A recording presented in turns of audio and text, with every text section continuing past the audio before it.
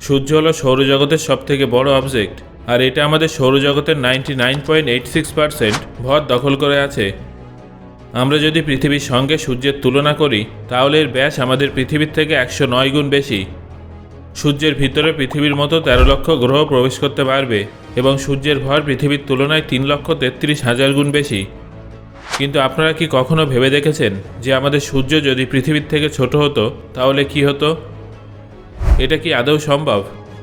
যদি এর উত্তর হ্যাঁ হয়, তাহলে আমাদের পৃথিবী এবং বাকি সৌরমণ্ডল এর ফলে কতটা প্রভাবিত হবে জানতে চান? তাহলে ভিডিওটা অবশ্যই শেষ পর্যন্ত দেখুন। বন্ধুরা, সবার প্রথমে আমরা এটা জেনে নেব যে আমাদের সূর্য কি পৃথিবীর থেকে ছোট হতে পারে। এর উত্তর জানার জন্য আমাদের সবার প্রথমে সৌরজগতের ফরমেশনের বেসিক কনসেপ্টে ফিরে যেতে হবে। আমাদের সৌরজগৎ সৌর নীহারিকা থেকে সৃষ্টি হয়েছিল, যেটা ধুলো এবং গ্যাসের মেঘ ছিল। যখন সৌর নীহারিকা থেকে সৌরজগৎ সৃষ্টি হয়েছিল সেই সময় সর্বোচ্চ ভর এর কেন্দ্রে জমা হয়েছিল, যেটা আজ আমাদের কাছে সূর্যরূপে পরিচিত। আর বাকি ভর কেন্দ্রের চারিদিকে একটা অ্যাক্রিশন ডিস্ক তৈরি করে নেয়। এই অ্যাক্রিশন ডিস্কে গ্রহ, উপগ্রহ এবং সৌরজগতের অন্যান্য সমস্ত অবজেক্টের ফরমেশন হয়। সো এটা থেকে আপনারা কি বুঝলেন? এর থেকে এটাই বোঝা যায় যে সৌরজগতের কেন্দ্র সবসময় সবথেকে ম্যাসিভ থাকবে, আর এটাকেই আমরা সূর্য বলি। তারপর অ্যাক্রিশন ডিস্কে যে ম্যাটেরিয়ালটুকু অবশিষ্ট থাকে সেটা সূর্যের সমান বা তার থেকে 20% সাইজের কোনো অবজেক্ট তৈরি করার উপযুক্ত থাকে না।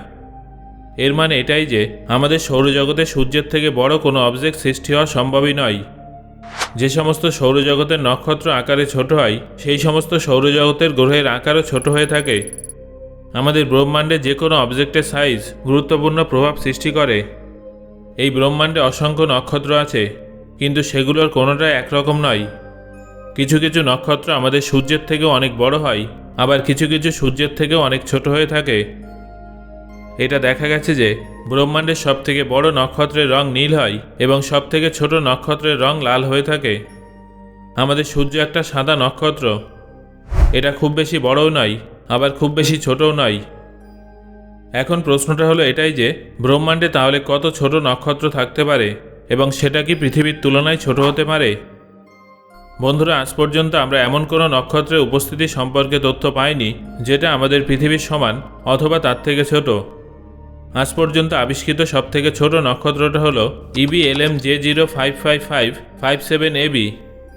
এটা পৃথিবী থেকে 600 আলোকবর্ষ দূরে পিক্টর কনস্টেলেশনে উপস্থিত আছে। এর আকার শনি গ্রহের তুলনায় সামান্য বেশি এবং এর ভর বৃহস্পতির তুলনায় 85 গুণ বেশি। তুলনামূলকভাবে পৃথিবীর ব্যাস শনি গ্রহের থেকে 9 গুণ কম এবং এটা তার তুলনায় 95 গুণ কম ওজন বিশিষ্ট। এর মানে এটাই যে পৃথিবীর তুলনায় ছোট নক্ষত্রের সৃষ্টি হওয়া অসম্ভব এবং EB LM J055557AB এর থেকে ছোট নক্ষত্রের উপস্থিতি তাত্ত্বিকভাবে সম্ভব নয়। যদি একটা নক্ষত্রের ভর বৃহস্পতির তুলনায় 80 গুণ কম হয় তাহলে সে তার কেন্দ্রে থার্মোনিউক্লিয়ার রিয়াকশন ফিউশন করতে পারবে না এবং বিস্ফোরিত হয়ে পুড়ে ছাই হয়ে যাবে। এই সব কিছু শোনার পরে আপনারা এটা তো নিশ্চয়ই বুঝতে পারলেন যে বাস্তবে আমাদের সূর্য পৃথিবীর থেকে ছোট হতে পারবে না। বন্ধুরা, আমরা তো কত কিছুই কল্পনা করি, তাহলে চলুন সূর্য পৃথিবীর থেকে ছোট হলে কি হবে সেটাও কল্পনা করে দেখা যাক। এখন আমি আপনাদের এমন একটা সৌরজগতে নিয়ে যাব যার সূর্য পৃথিবীর থেকেও ছোট। এই সৌরজগতে আমি আপনাদের ট্রায়াল অ্যান্ড এরর মেথডের সাহায্যে স্থায়িত্বের সবথেকে সেরা অবস্থানটা খুঁজে বার করার চেষ্টা করব। ধরুন আমাদের সৌরজগতের কেন্দ্রে পৃথিবীর থেকে অর্ধেক সাইজের একটা নক্ষত্র আছে এবং সমস্ত গ্রহ তাকে প্রদক্ষিণ করছে।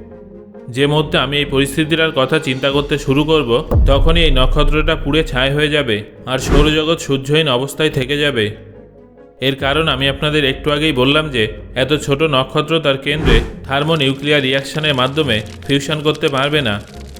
কিন্তু সৌরজগতের স্থায়িত্ব এই সূর্যের সাইজের উপরে নির্ভর করে কি? না, একেবারেই করে না। সমস্ত গ্রহ সূর্যের গ্র্যাভিটির কারণে তাকে অরবিট করে। এতে গ্র্যাভিটি এবং সাইজের কোনো সম্পর্ক নেই। শুধুমাত্র অবজেক্টের ভরের সঙ্গে গ্র্যাভিটির সম্পর্ক আছে। তাহলে চলুন এবার আমরা আমাদের প্রথম সৌরজগতে কিছু পরিবর্তন করি এবং সূর্যের সাইজ না বাড়িয়ে এর ভরকে এখনকার সূর্যের সমান করে দিই। তাহলে এখন কি আমাদের সৌরজগৎ স্থিতিশীল অবস্থায় থাকবে? এর উত্তর হবে হ্যাঁ এবং না দুটোই। বর্তমান সময়ের ভরের সমান ভরযুক্ত নক্ষত্র আমাদের সৌরজগৎকে কয়েক বছরের জন্য স্থিতিশীল রাখলেও আপনি এর কাছে দীর্ঘদিন স্টেবল থাকার আশা রাখতে পারবেন না। এত অধিক ঘনত্বের কারণে এর মধ্যে সুপারনোভা এক্সপ্লোশন হওয়ার প্রবল সম্ভাবনা থাকবে। সুপারনোভা এক্সপ্লোশনের পর এর কেন্দ্র ব্ল্যাক হোলে বদলে যেতে পারে। তাহলে চলুন এবার পুনরায় আমাদের প্রারম্ভিক পরিস্থিতিতে আবার ফিরে যাওয়া যাক এবং জেনে নেওয়া যাক যে সূর্য ছাই হয়ে যাওয়ার পরে আমাদের সৌরজগতে ঠিক কী হবে।